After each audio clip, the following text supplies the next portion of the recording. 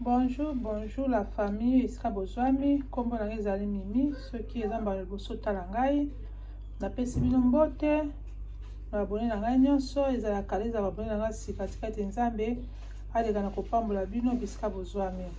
mpona loso toko realize nini lelo nazwaki likanisi to ya kopartage na bino ji oyo na kosala ezali enikima mpona bapapa donc ezali mpona bopikili soki papa ozomela yango régulièrement ekoyeba na kopesa yo makasi ekoyeba na koede yo ke testosterone na yo eza toujours likolo pe eza toujours normal pe ekogarde pe ke libido na yo eza toujours normal donc yango nazwaki likanisi ke to ya kopartage na bapapa na biso ji oyo eza efficace toyebi mbuma oyo eza na range ya ba apple oyo ezali apple te oyo ezali pomme granate avec un pomme granate mais eza nde moko na pomme eza apote ezali pomme granate toza na besoin ya pomme granate moko toza na besoin ya 5 ai toza pe na besoin ya njinja na biso toza pe na besoin ya miel na biso wana mpona koyeba na korealize jus na biso oyo papa so ozokonsome yango so moko oza na problème wana problème oyo ezali ya bopikili oza nango soki oza na bopikili makasi mpenza ezali te ekoyeba na koede yo papa ekoyeba na kopesa yo makasi ekoyeba na koaugmente donc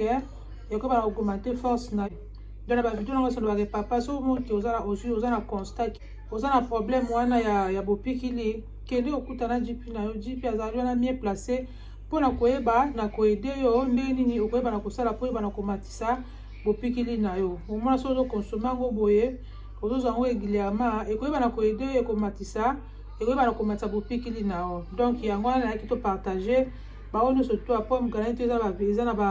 eza na banutrition ebele ezala conseiller so ozomela yango tuka mpona eyedaka mpenza mpona bopikili ezala mpe tangawisi mpe eza mpe bien mpona bopikili ezala mpe ai eza bien mpona bopikili ata ozela ai ya pamba ozomasha kaka lokola nguba ezalaka mpe bien mpona santé ata mpe mpona bopikili mpe ai mpe ezama très important mpona nzoto na biso eza na babénéfice ebele ata mpe miel mpe eza mpe na babénéfice ebele na kati na nzoto na biso ezala biso bamama ezala bapapa donc biloko nyonso to oyo ezali important mpo tozala toujours nourri na bavitamine na banutrition na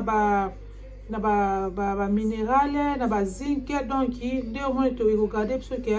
tozala toujours na bonne santé yango nazaki likanisi ke to ya kopartage na bapapa na ngai papa mosusu oyebaka nango te ke pomme granate oyo ezalaka bien mpona bopikili donc ekoyeba na koede yo soki ozali ata yo moko mama mpe soki ozali wana ede mpe mobali na yo omoni ke ekozala lipamboli mpona yo mpe mpona mobali na yo sikoyo mpona kokende application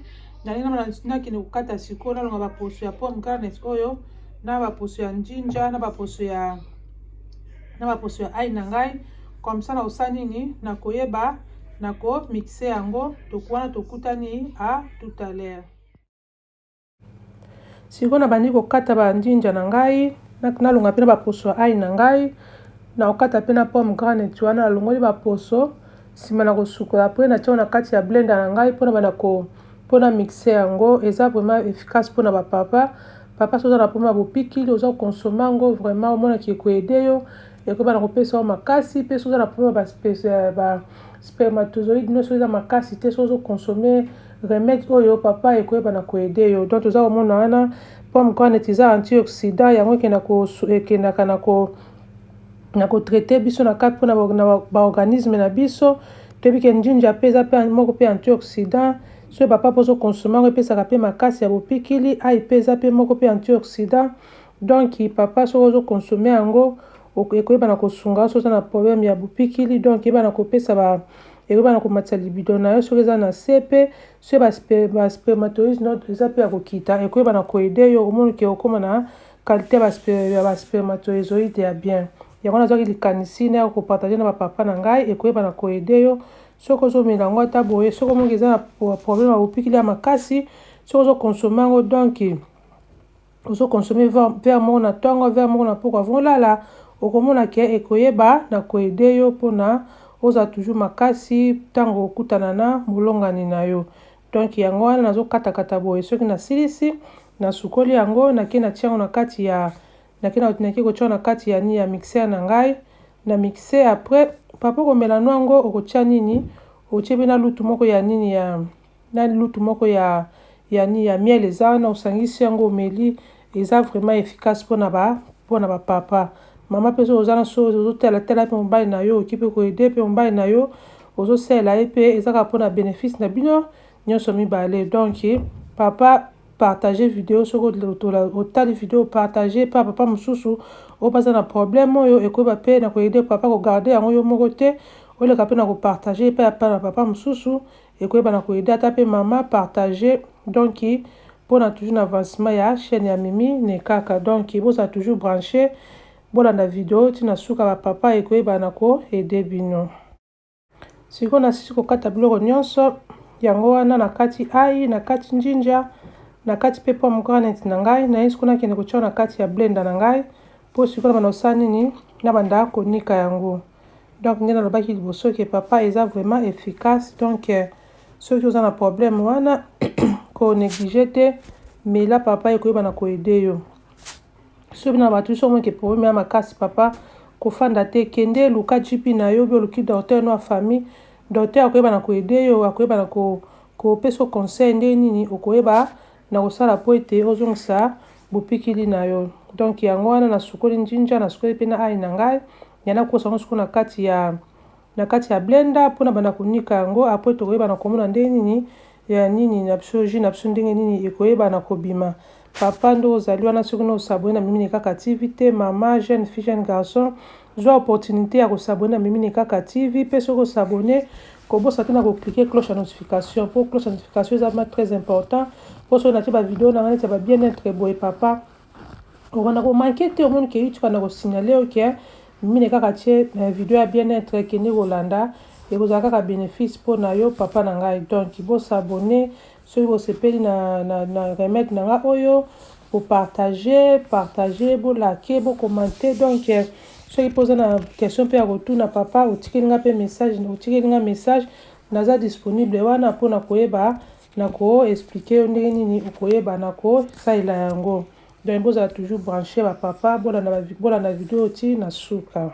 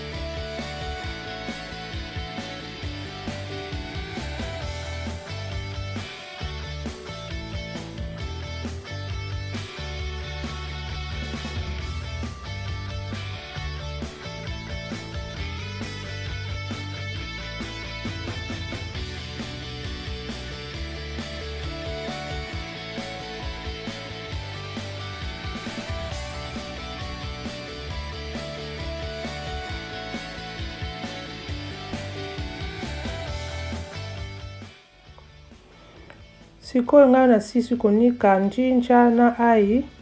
na pomegranate na ngai nasisi konika nayesi kuna na rinse yango mpona nabimisa jus wana. Donc yango wana naza sikoyo korinse yango apres so nasisi korinse yango boye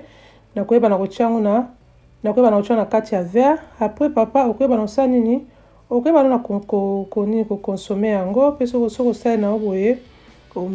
soko omoni ke problème ya pa makasi papa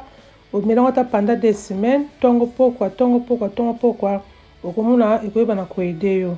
Mais soki problème eza nango makasi mpenza te okoki komela ata verre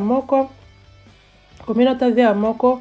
avant action na yo omela ata verre moko après avant 30 minutes omeli na yo po esa nini epesa kaka makasi. Mais soki mwa problème ya makasi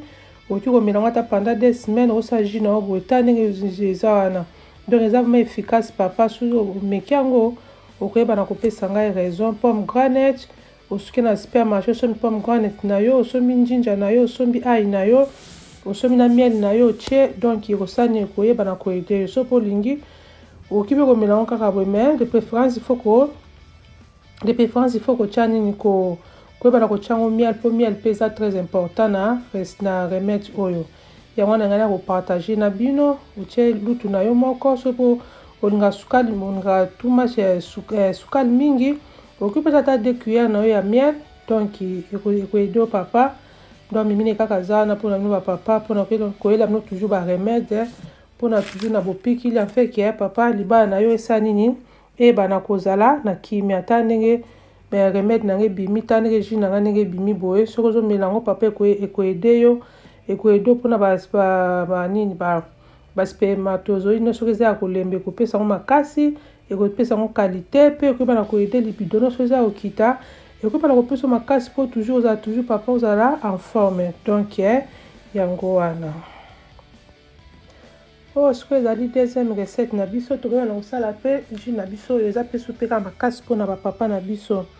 Donc oyo ezali jus ya nini mpona kosala jus na biso oyo toza na besoin ya date, toza na besoin ya coconut, mpe toza na besoin ya walnut na biso. Walnut oyo soki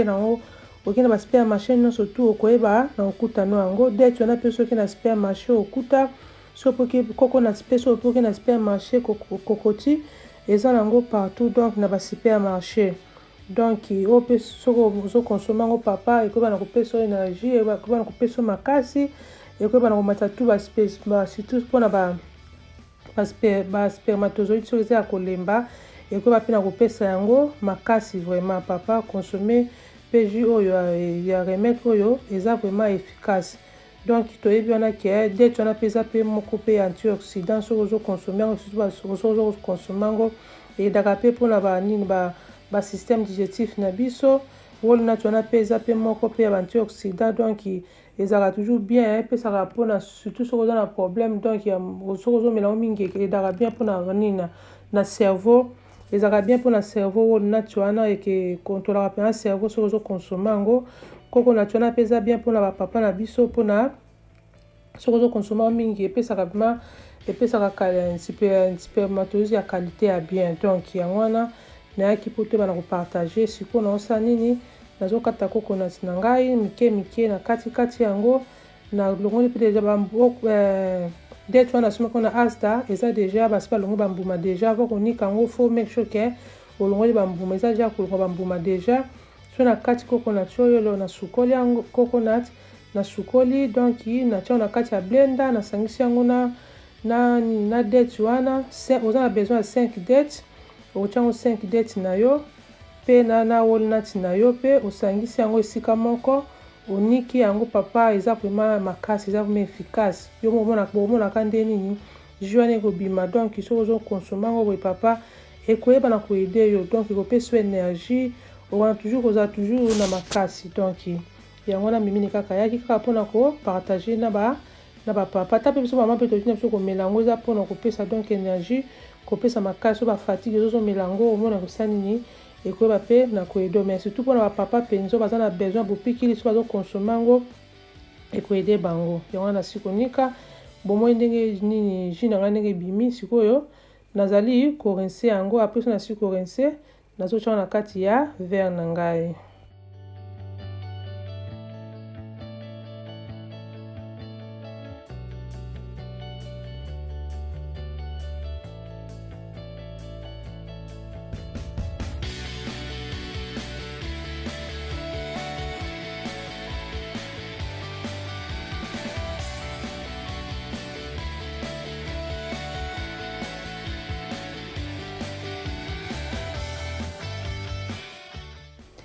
sikoyo nasisi